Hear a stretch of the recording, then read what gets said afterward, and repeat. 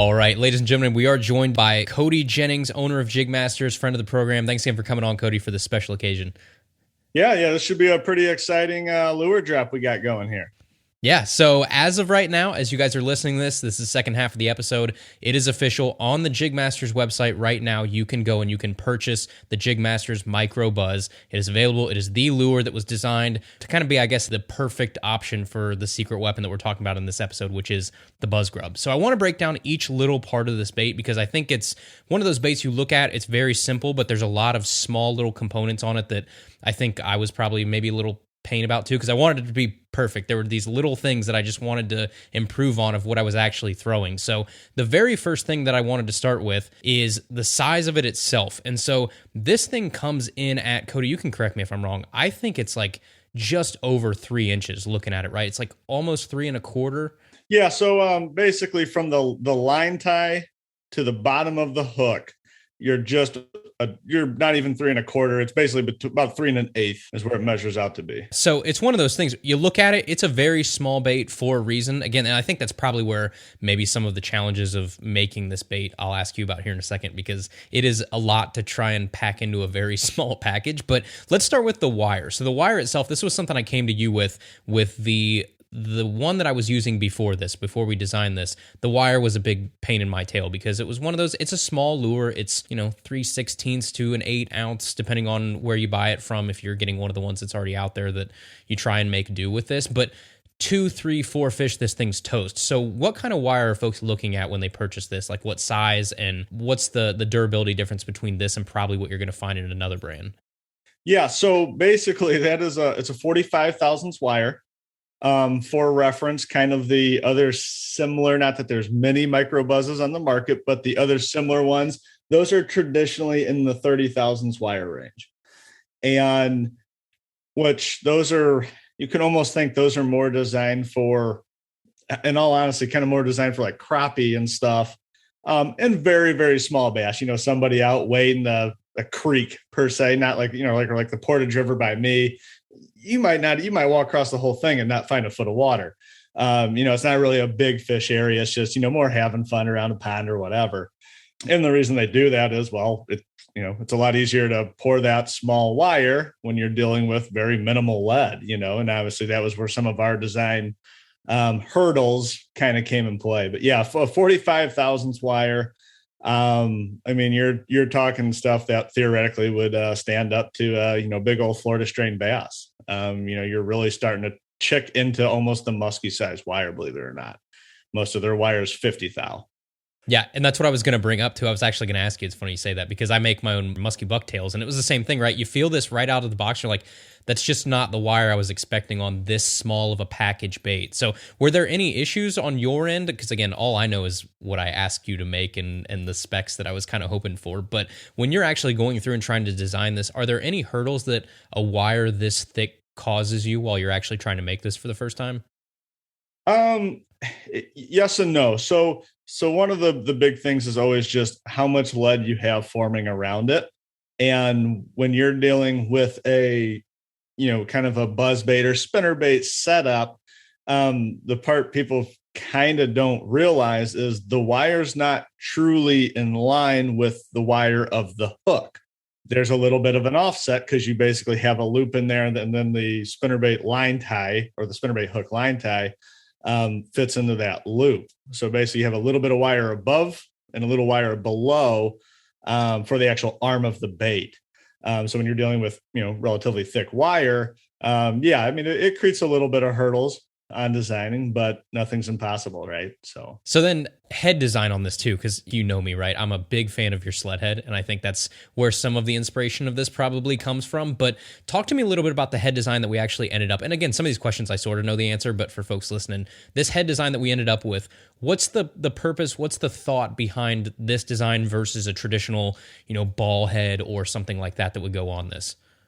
Yeah. So basically you're trying to take a sled head, the sled head that, you really like, stuff like that. And that head's a little bit more designed for all intents and purposes to sink, right? And not truly, but it is not meant to have a bunch of lift.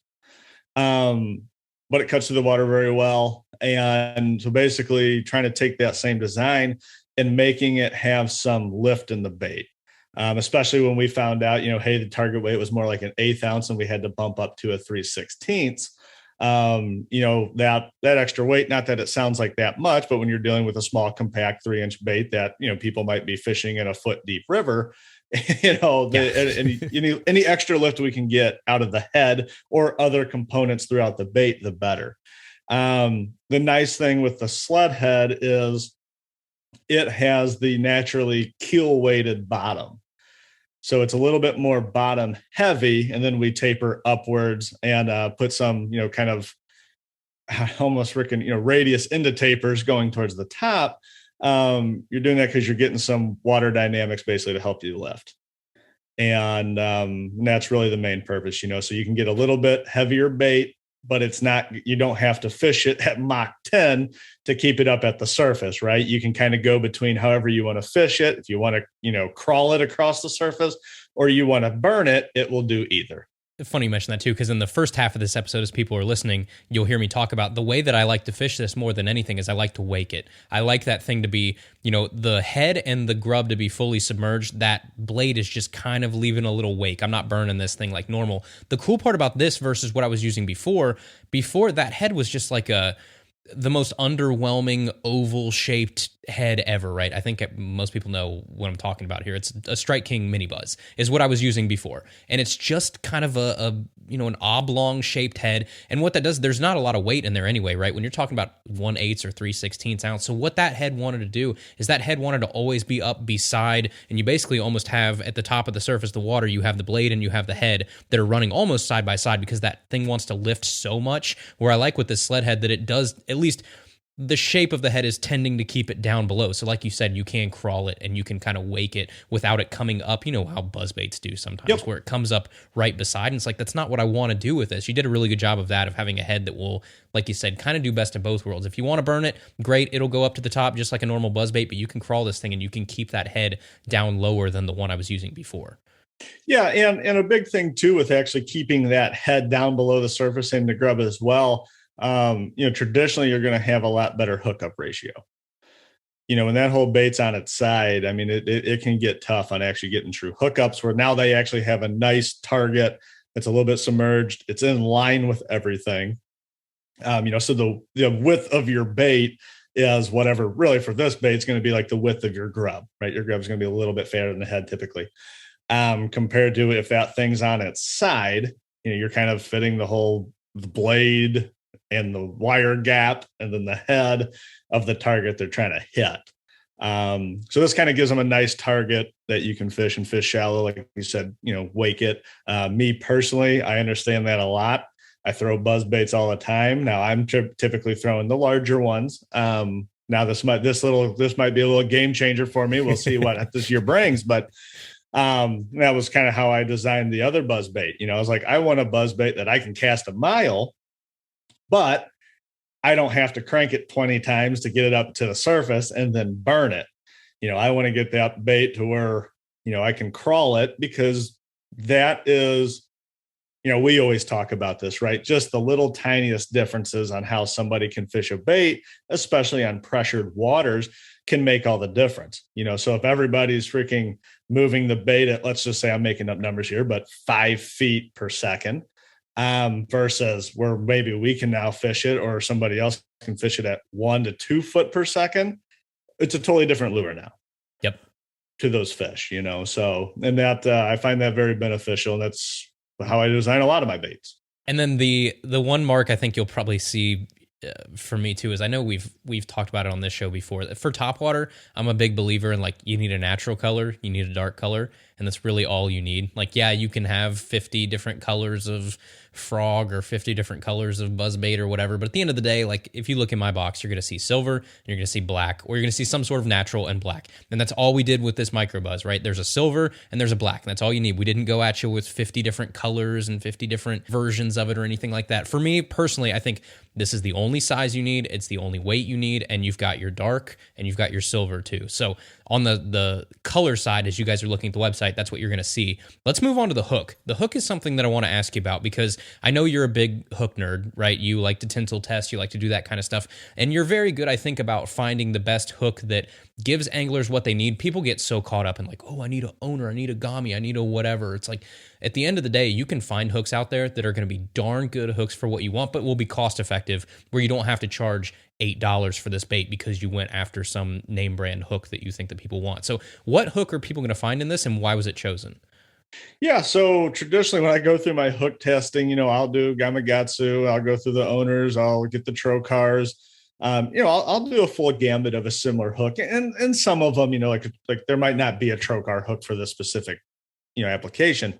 But I'll try to get as many as I can, and then, like you said, run, yield and tensile testing. And honestly, like you said, yeah, I can find a Gamakatsu or I can find a trocar, whatever it is, and we can sell this 3-inch buzz bait for $9. That's great, right? Because there's twofold of it. Is one, not only is it just the cost per bait, right? It's increased significantly just from the hook cost. But two is now we also have the inventory that I have to carry. The loss of cash flow that I'm, I have over there sitting on a shelf. So, so I go through, I test them all, and normally mustad is always done well for me and is what's found in most of my baits. But on this specific one, I actually found out that a VMC option actually proved to be better for us. And that's the nice thing, let the data be the data, right? I mean, it's not like, oh, I love mustad, I'm using them for everything or whatever. That's why I test them and say, nope, that's the best one. And now we evaluate performance versus cost. And a lot of times you'll find out that a lot of your best cost performance ones are either dang close or even better. And there's hooks out there that, like, I know we as anglers, we get hung up on name brand things all the time, but like there's hooks out there that people don't even know about that, one, are going to be in some of their favorite baits that they don't know that that's what they use. And they're, hooks that people haven't ever heard of before, like BKK or something like that could be out there where you're like, I didn't even know that was a hook option, and it could be in some of your favorite baits. Yeah, it just really comes down to the technique that you're throwing, what you're trying to get out of that bait. And there's a reason that there's 37,000 different hooks out there, because they all serve a different application. So I want to ask you about, I guess, the lack of skirt and collar option there too. First off, like, as if I wasn't asking you to make a small enough head, right, on this thing. And then I said, oh, by the way, right, we can take away real estate for the skirt collar and things like that, because I don't need it. I'm not going to throw a skirt on this. It's not meant to throw a skirt on. This is meant for something totally different. And then on top of that, I ask you to put a screw lock in it. So this actually has a screw lock in it. Did you run out of like plain real estate to do all of this at some point? Like, is it hard to say, okay, I want this to go around 2 different wires, I want a screw lock, and I want it to be so small that it's like an 1/8 to 3/16 ounce? Did you just run out of real estate there at any point? Well, yeah, when we were at the 1/8 ounce, we did. We found that, and it was so borderline, but basically the sides of the line tie of the hook would kind of poke out, and that is kind of where we came up to 3/16. But then within the 3/16 head, I tweaked a few of the angles to basically kind of counteract the weight again to give us a similar amount of lift, but with a little bit more weight. Now, I'm actually thankful that there's not a skirt collar, right? Skirt collars are lead and they take up more weight. So it worked out. Getting rid of the skirt collar worked out in our favor on this one. But yeah, like I said, that's kind of where we ended up with the 3/16 side. But that's the nice thing is you can typically overcome it in dimensionals to still get whatever performance you're trying to seek, whether you're trying to crawl it, burn it, whatever. I can't remember if we've talked about this before in one of the previous episodes, but for anybody that's listening that's never, because I think a lot of people are starting, at least I'm getting messages with people that are starting to go down the screw lock route, right? We get a lot of people now throwing the sled heads and things like that. Can you explain to us what the inside of this head looks like when you have a screw lock? Because I think a lot of times people will see that, start to move a little bit or things like that, and they get a little sketched out about like, oh, is it going to come off? Can you explain how all that interlocks in there to kind of reassure people of how the inside of this looks? Yeah. So basically on the screw lock is that little bit of straight arm that you see go enter the lead portion of the head. Eventually what it does is it just candy canes over. So it's not just a straight wire that could pull out. it has to pull out a long distance through the lead, and they're not going anywhere. Now, once again, this is kind of something that I do a little different than most companies when it comes to putting any form of bait with a screw lock. I try to get as minimal as possible. Sometimes you get limited, but minimal as possible straight arm onto that screw lock. Just to help, like we've talked before, is, basically if you have to thread it and then push it the final quarter inch or whatever, you actually basically just absolutely did the point of the screw lock and you created like a plug, to where the closer you can get it, the better that it's actually truly just threaded in. So there you have it, folks. We have our MicroBuzz that's available right now at jigmasters.com. You can go right to the homepage. It's right on one of the scrollers right on the front, so you can't miss it. Or you can go to shop, and then you can click tackle and bladed tackle, and you'll see it right there. But it's the brand new MicroBuzz from Jigmasters and yours truly. And Cody, before we let you go, I know I've seen behind the scenes a little bit that you've been working on some other stuff too. Can you give us some